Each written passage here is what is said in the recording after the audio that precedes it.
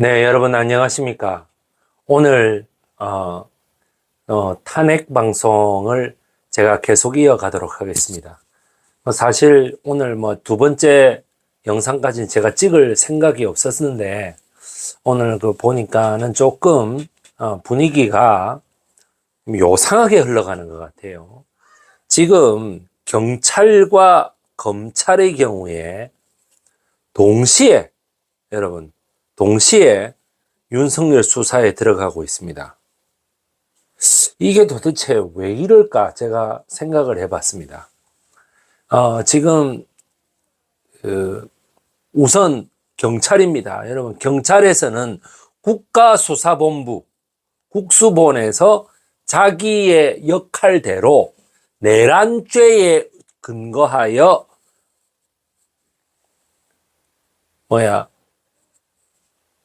윤석열 자료를 해놨어요. 그리고 두 번째로 검찰의 경우에 서울고등검찰청장을 수사본부장으로 하는 비상계엄 관련 특수수사본부를 서울고등검찰청에 설치를 해서 그거를 밀고 나가고 있습니다. 검찰, 경찰, 더군다나 이번에 공수처가 여러분 고위공직자 수사처 있죠.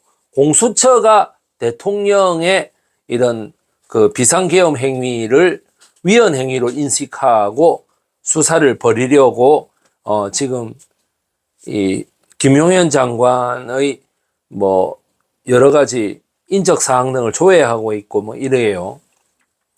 자, 검찰이 나서고 있고 경찰이 나서고 있고 다시 공수처가 나서고 있습니다. 이거 여러분 이 중에서 지금 제일 대표적인 거 하나만 얘기하겠습니다. 고위공직자 수사처가 오히려 나서는 거는 저는 의미가 없다고 보고 있습니다. 고위공직자 수사처에 지금까지 우리가 온갖 정말 이 수모를 겪어가면서까지 고위공직자 수사처를 통과시켰는데 이때까지 검찰처럼 뭘 제대로 한 적이 없잖아요. 계속 깔고 뭉개고만 있잖아요.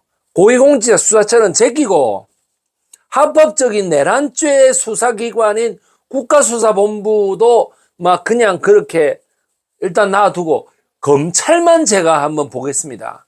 검찰은요, 박세현, 예? 박세현이 왜 내가 박세현이라고 하는 줄 알아요? 내하고 동기예요. 여러분 서울법대 동기. 내가 서울대 국사학과고 글마가 서울법대라고. 주진우하고 둘이 동기예요. 75년생 여러분들. 그래 글마 현대고등학교 나왔고 나는 부산의 금성고 나왔어요. 내 동기인 박세현이가 서울고등검찰청장이에요. 그런데 고등검찰청장한테 이 검찰수사본부를 꾸려가지고 심우정 검찰총장이 그거를 박세현이한테 맡겼다 이거예요. 그럼 여러분 이 박세현이가 누구냐 하면은 검찰총장을 지낸 그리고 대검찰청 중앙수사본부장을 지냈던 그리고 검찰총장을 지냈던 누구야? 박준용이의 아들이에요. 예. 검찰총장의 아들이야. 말 그대로 성골 중에 성골이야. 얘가. 여러분, 이 성골 중에 성골이 대통령 이런 여러 가지 수사를 맡겠다고 나선 거예요. 내가 이거를 보면서 이 새끼가 돌았나 왜 이러나. 여러분, 박세현이가 뭐에 했느냐? 여러분, 2016년에 박근혜 정부 때에 서울지방검찰청장이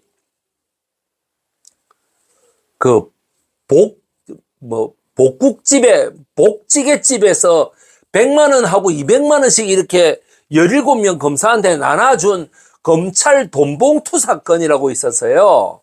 그때 박세현이가 그거를 받았다가 걸렸다고. 김영란법에 그거 받았다 걸린 놈이야, 박세현이가.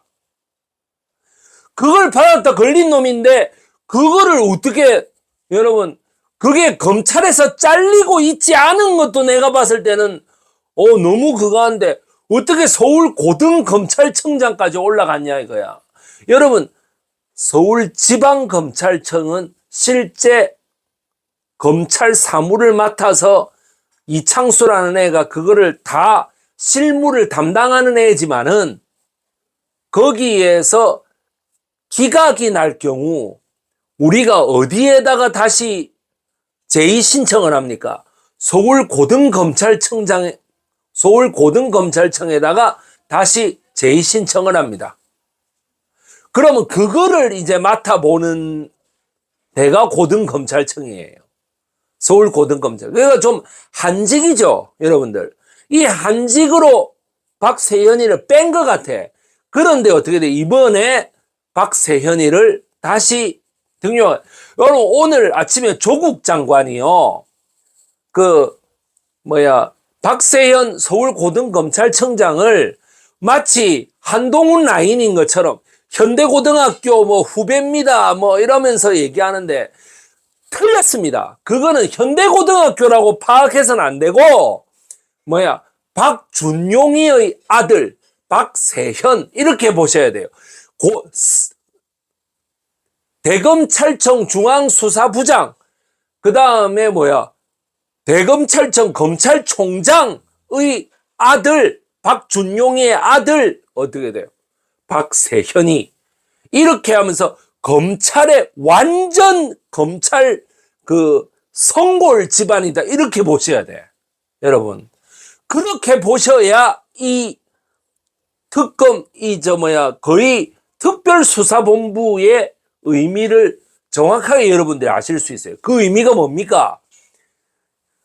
다음 정권, 그러니까 여러분들 벌써 군이나 검찰 여기에서는 윤석열을 손절치고 있다 이 말이에요. 그게 뭐냐? 손절치는데 박세현이로 하여금 검찰 수사본부를 맡게 해서 어떻게 돼? 다음 주에 이 윤석열이를 잡아들이려고 한다 이 말이야. 여러분, 잡아들이는 정도의 아주 강력한 조치를 하지 않으면은 검찰이 살아남을 수가 없다라고 하는 거를 알고 있는 거예요, 지금. 그러니까 수사권과 기소권을 갖고 있는 제일 대표적인 데가 어디예요? 검찰이잖아요.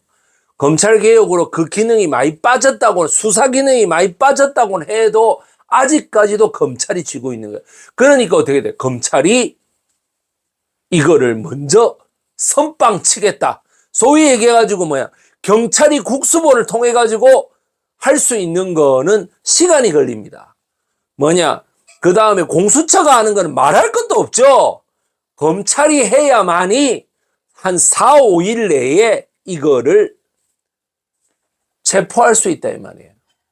지금 상황에서는 윤석열을 체포하는 거 외에는 방법이 없어요. 내란죄의 괴수로는 국가수사본부로밖에는 할 수가 없으니까 검찰이 먼저 나서서 직권남용죄로 해가지고 내란죄 비스무리하게 해가지고 이걸 입건하고 어떻게 돼? 체포하려고 하는 것이죠.